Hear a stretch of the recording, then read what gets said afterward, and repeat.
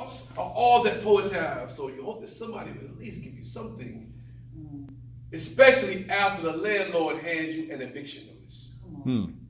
So after stressing you, flip that piece of paper over, scribble some lines, and 9 times out of 10, you keep it because you have to deal with both sides of that paper. Now, on one side of that paper is a date where you got to have all your stuff out of the house. Right.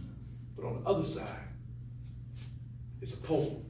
And not just any poem, but a poem that becomes a soundtrack to your sanity. Instead of having the nervous breakdown, you broke down your struggles with a pen and said your sadness and sorrows with a stanza or a sonnet in hopes to make tomorrow a better day. Some say you better pray because having the stress can prey on your soul. So pour out your soul to a soul that will listen. Going place to place, emptying out your soul, and sometimes leave empty pockets. But you wouldn't trade in that therapy session that some people call reciting a poem for anything in that moment. It's priceless. This for all those who do not know that they are poets.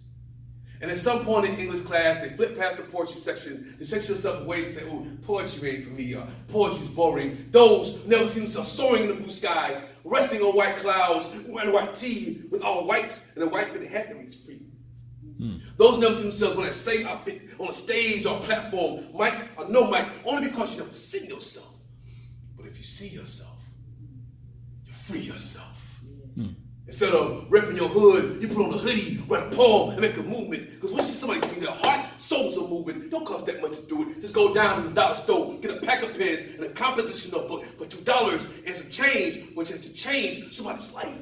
In that moment, it's priceless. Finally, y'all, this is for me.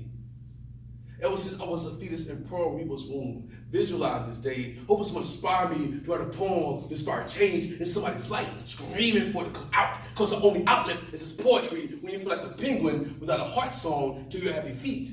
Move the beats and the rhymes with the hopes of having a better day. You write a poem with every death notification, and every bill to the world knows you're only older than the sincerity of your words. In our early life, we all thought poetry was boring.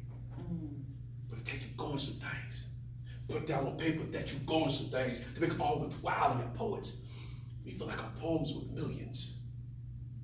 But until someone give you the last $5 to buy your CD because you inspired change in someone's life, despite them being a paycheck away from being homeless. With that moment, it's priceless. What's going on, y'all?